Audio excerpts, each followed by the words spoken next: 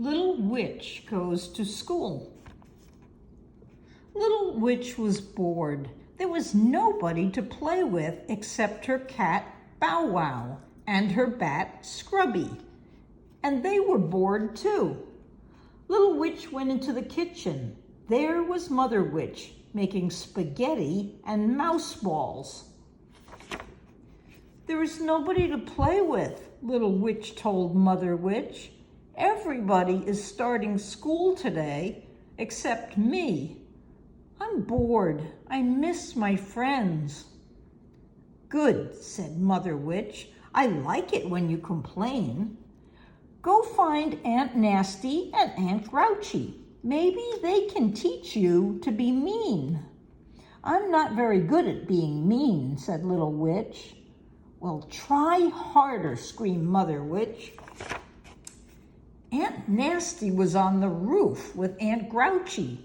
They were throwing smelly old eggs at the mailman. "You always bring junk," screamed Aunt Nasty. Little Witch felt sorry for him. She said a magic spell. "Soapy dopey, eggy free. You're as clean can be." Zap! The mailman was clean. "Party pooper," shrieked Aunt Grouchy. "Go away, Little Witch." Little Witch went back inside. "Aunt Grouchy told me to go away. What can I do now, Mother Witch?" "Go find Cousin Dippy," said Mother Witch. "She is always doing something silly. Maybe you can help." Cousin Dippy was in the yard. "The leaves are falling off the tree, so I'm taping them back on."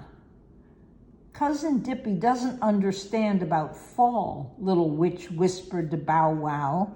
"The leaves are supposed to fall off." Little Witch went into the kitchen again. "Can I please go to school?" she begged. "No, and never say please," yelled Mother Witch. "What if I promise to be good?" asked Little Witch. "You are already too good," screamed Mother Witch. "Okay," said Little Witch quietly. "What if I promise to be bad?" Mother Witch looked up. Her witchy eyes twinkled. "Deal," said Mother Witch.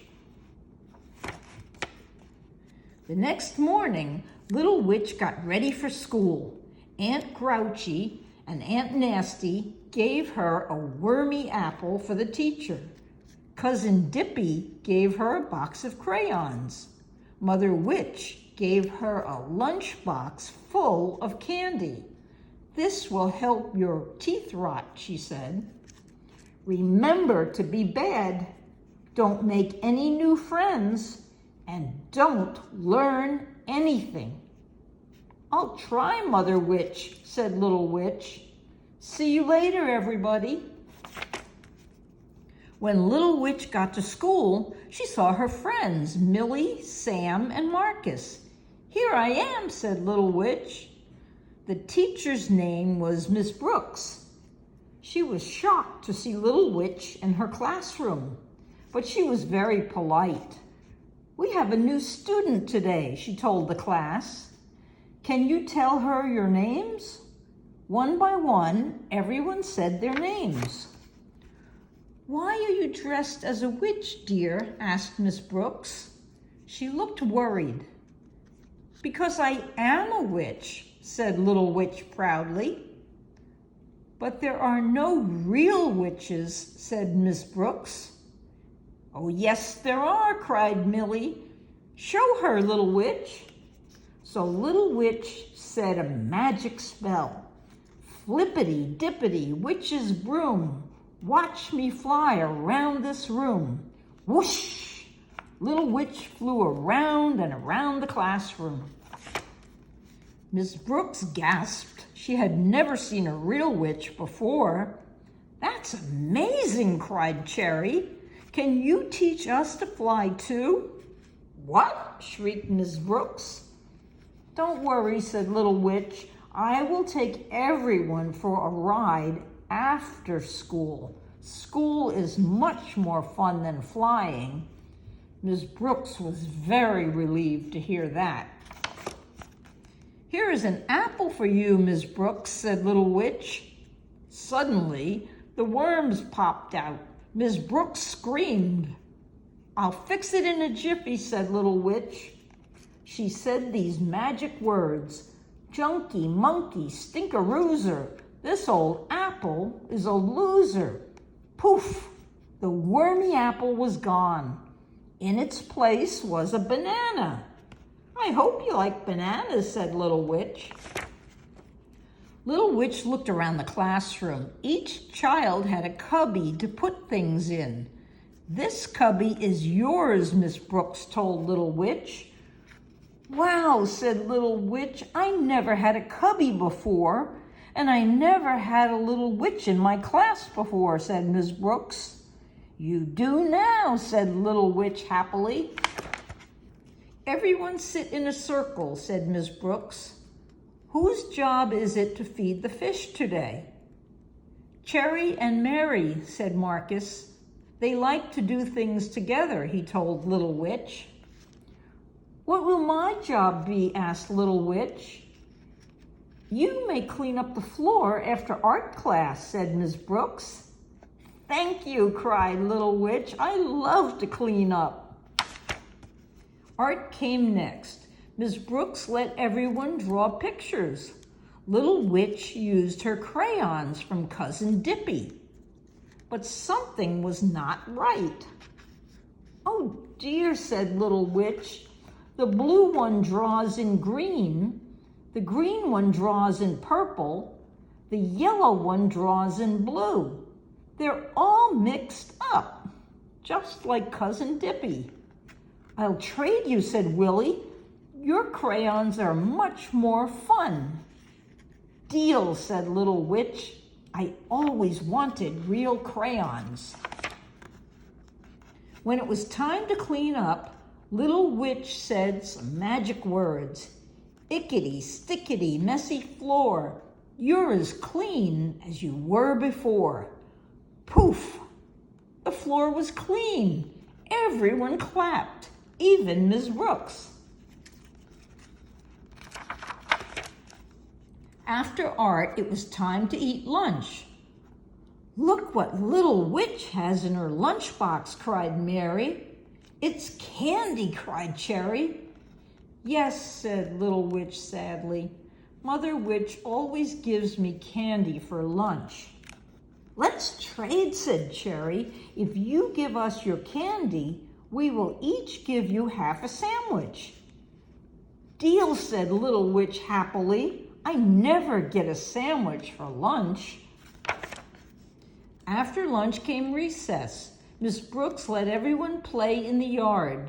Cherry and Mary and Willie and Walter showed Little Witch how to play games she had never played before.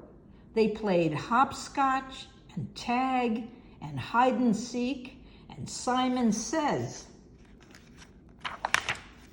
In the afternoon, Miss Brooks read a story out loud. It was about a tiny girl named Thumbelina. Then the children made up their own story. It was about a tiny boy named Pinky. Miss Brooks wrote down the words. Tomorrow we can make our own book, said Miss Brooks. Great idea, said Esther. All the children agreed. Then it was time to go home. Little Witch was so sorry that school was over. She began to cry. Don't worry, said Miss Brooks. You can come back tomorrow. Little Witch stopped crying. I forgot about tomorrow. I feel much better now. Goodbye, everyone.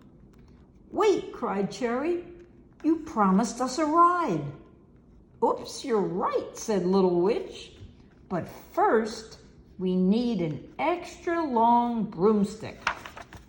Little Witch said, Roomy, broomy, stringy cheese. I need a 10-foot broomstick, please." In a flash, she was holding the longest broomstick ever.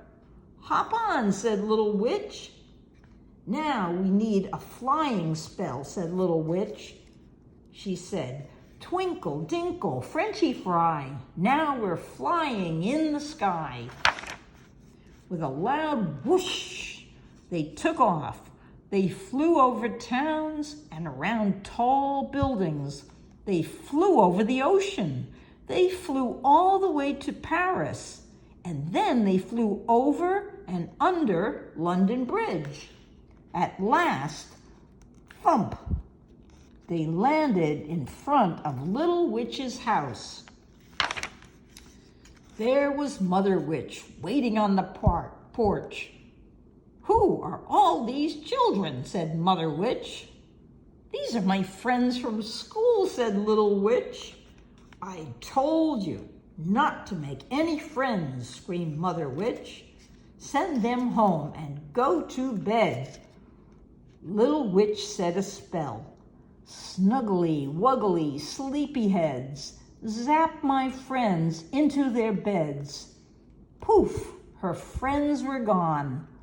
Little Witch felt very sad.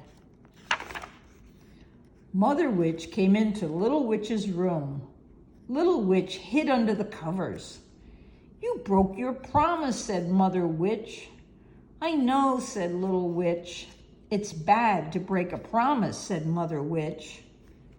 "I know," said Little Witch.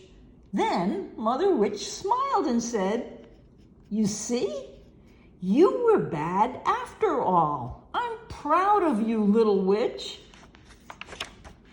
Mother Witch hugged Little Witch. "Good night," said Mother Witch.